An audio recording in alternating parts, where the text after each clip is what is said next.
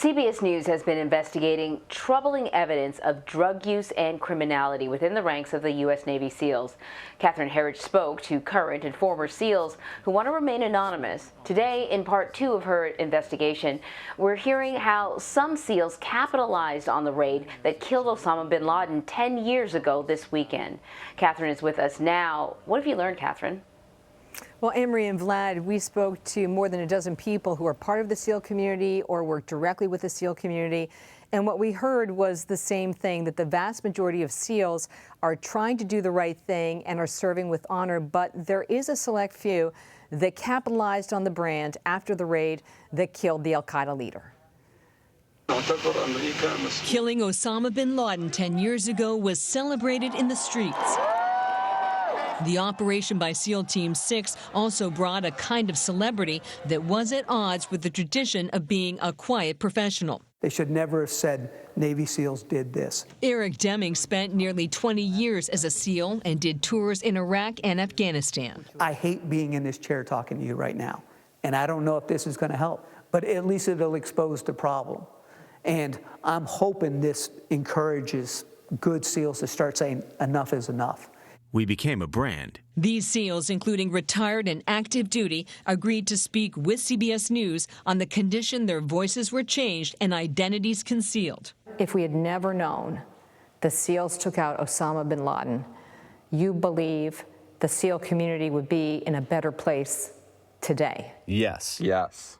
One of the first thoughts in my mind was, how long are we going to go before somebody exploits this for personal gain?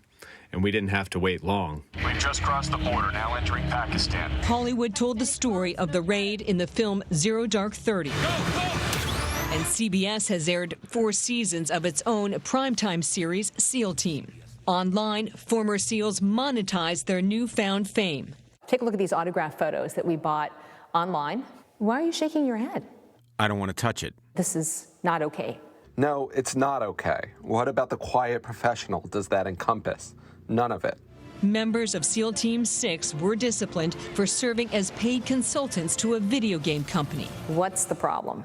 Exposing tactics, techniques, procedures. They expose all kinds of things of how we operate. Another was punished for writing an unauthorized account of the raid. It's not everybody doing it. Most of the guys in the SEAL teams want the books to stop. They want the movies to stop, the TV shows to stop. Why shouldn't they make some money when they're finished? Because this isn't going to Harvard to get a business degree. You serve to uphold the Constitution of the United States and to protect our country. The military and our operations, they're not for sale. We asked the SEALs why they're speaking out. There is desperation. To put it in 3 words, we need help. And that's why we're here. The top SEAL commander declined our interview request, but provided a statement that mirrored his testimony to Congress Wednesday. I present our update to the American people with humility. Humility sharpened in combat losses, mission failures, and imperfection. A humility that drives our sense of urgency to learn, to evolve, and to always come back stronger and even more committed to the missions our nation asks of us. What's it going to take to fix the problem? It's going to take good guys in the teams staying there, fighting the good fight, calling them out, and then some outside entity coming in and doing a full review of everything. It's got to come from outside, and it's got to be somebody that's got some integrity. Deming, who filed a complaint over training practices, still carries the trident from his days as a SEAL. Without change, Deming shattered his own child's dreams. You wouldn't let your own son join the SEALs? I wouldn't. Was it a hard conversation with your son? You crush him. You see it on my face. What comes next could be even more significant. The Pentagon's Inspector General, that's their internal watchdog, has begun an evaluation into potential war crimes and whether special operations, which includes the Navy SEALs, has done enough to prevent potential war crimes, and if they do happen on the battlefield, if they're getting reported. Vlad, Anne-Marie. Catherine, as always, incredible reporting. And that was such a heartbreaking moment at the end of your piece where Mr. Deming said he would not let his own son join the Navy SEALs. He's obviously not happy with the direction things are going, but did he expand on why? What Deming told us, and we heard it from others, current and former SEALs, is that they believe there is a small corrupt element within the Brotherhood, but it really has an outsized influence. And he was deeply concerned about sending his own son into that Brotherhood because of what he sees as the culture issues that persist. And he was concerned that if he was a kid who was what he would call a good SEAL and really stood up to the bad behavior, there would be retaliation and consequences for him. And for those reasons, he made a very hard decision to discourage his son from joining, and that had been, his son's dream from when he was just, yay high. So it was very tough for both of them.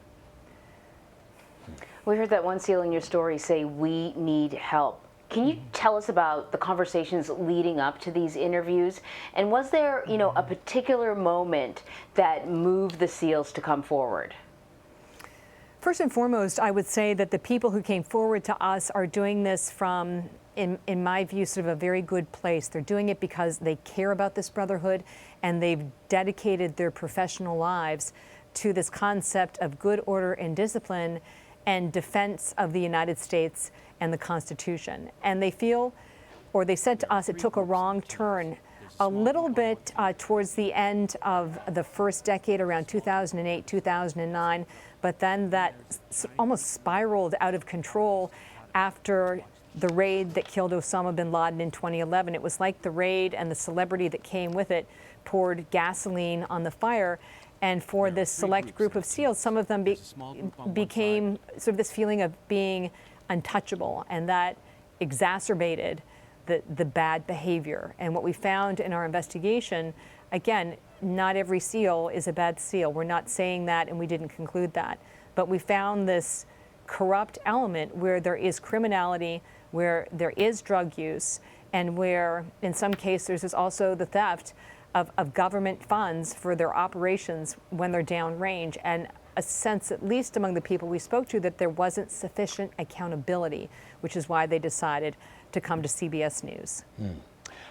This weekend, as you've reported and we've said, Catherine, will mark 10 years since SEAL Team 6 killed Osama bin Laden.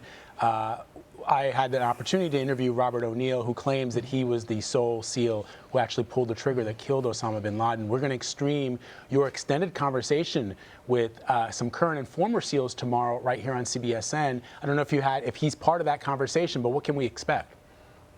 Well, it divides into two buckets. The first bucket looks at the findings of our investigation here in CBS News. It looks at that decade since the raid and the fallout for some of the Navy SEALs. And then the second side of the conversation is a conversation about, are we safer today? And when you look at the counterterrorism landscape, no question, all of the big names are off the battlefield, whether it was Osama bin Laden, Ayman al-Zawahiri, who was his deputy, is really either dead or so far under the rock that he's not relevant. Others like Anwar al-Awlaki, the American who was a senior leader within al-Qaeda in Yemen, which was very active a decade ago, with the underwear bombing attempt, the cargo printer bombing attempt, the radicalization of Americans, including Nidal Hassan at Fort Hood in 2009. A lot of that has dissipated. But one of the lessons of the last 2 decades is that the fight is never really over with a group like al-Qaeda or a group like ISIS. The goal almost in every case is to keep enough pressure on them to contain them. Containing the threat is victory here, because it's not possible to eradicate them from the map. So then I guess that brings me to my next question. Based on the 20 years that you have covered this topic, are we at a turning point in the fight against terrorism? Or is that even the right phrasing for a question when you talk about containment really being a victory? Anne-Marie, I'd say that we're at an inflection point, and that's based on, as you mentioned, the 2 decades I've reported in this space. An inflection point because we're seeing a shift from what they call CT or counterterrorism to the battle between nation states. So the United States versus Russia versus China. So big global competition in that respect. And in terms of terrorism, what we're seeing now is the expansion of domestic violent extremists in this country. And I don't think there's anyone who's worked in this area who would have predicted that 20 years after 9/11, we really wouldn't be talking that much about American citizens who were radicalized by al-Qaeda or by ISIS, but we were talking about American citizens who are almost radicalized using the same methodology in this digital space. But these are extreme domestic ideologies that are causing them to act out violently here inside this country. Yeah, that is remarkable. And one thing, Catherine, I wonder when we talk about the idea of containing the rise of extremist terrorism outside of the United States. What the role, I think a lot of Americans don't really understand the role, you mentioned Russia and China as our geopolitical adversaries, but talking about the role that countries like Iran or some of the Gulf states play in funding, in providing support, whatever that may be, and how that landscape has changed over the course of the last 20 years. You know, the influence of some of these countries, the ability for example, the state of Israel to contain these terrorist extremists with the help of the United States. Has that changed a lot?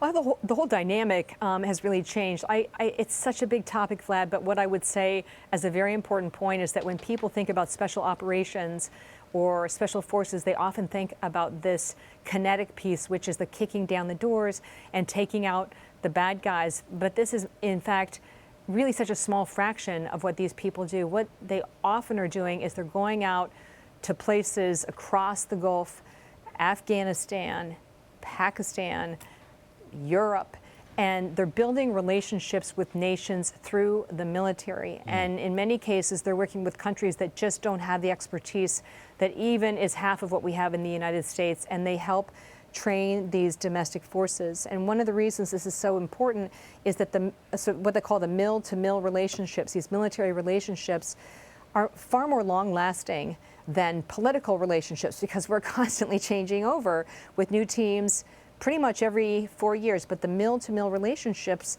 outlast all of that. So while it's sexy and exciting to always be looking at the kinetic piece, kind of the meat and potatoes of what these people are doing are building these global relationships through the military. And these have had really a tremendous and positive impact in this area I described as keeping the bad guys under pressure and containing them in their own home turf and not allowing them to use that safe space to launch attacks at us or our allies overseas.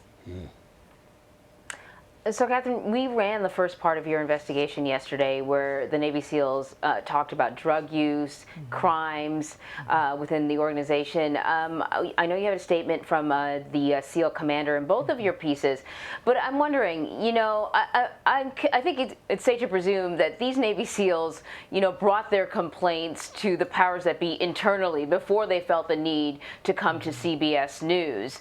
So what, if anything, is the Navy doing about these issues?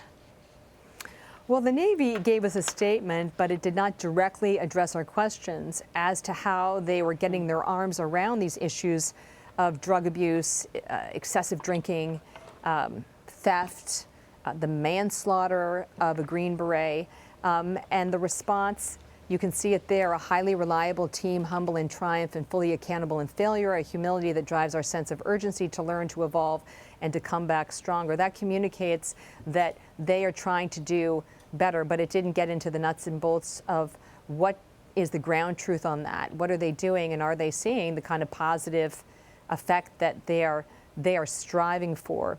The Admiral did speak with the Associated Press, and there's some important points in that article, though we hope he will eventually sit down with CBS News, where he talked about the shift with the SEALs, which will be more to Russia and China oriented, and also building their capabilities in terms of cyber on the teams, but importantly, dialing back the number of platoons by as much as 30%. And my read in between the lines is that this may be an opportunity and an effort to weed out some of these bad actors, because he said they will be using a new and more intense selection process for these teams. We'll have to see. I hate saying we'll have to wait and see, and time will tell. But there certainly was skepticism from the people that we heard from that it was a problem that could really be policed internally by the SEALs at this point. And a number of people like Deming said, it's really time for outside eyes to look at this and help us really get back on track. Fascinating, incredible investigation. Look forward to the extended piece over the weekend. Catherine, thank you very much. If I could just say, it took a team. Yes. Producer Andy Bast and associate producer Jess Kagu, and of course Len Tepper of our investigative unit. It's a small but mighty team, but I want to thank them as well. Always kicking Thanks, butt, Catherine. that team. Talking about door kickers, our investigative unit. Put them right up there with some of our special operations operators. Really, really great, Catherine. Thank you.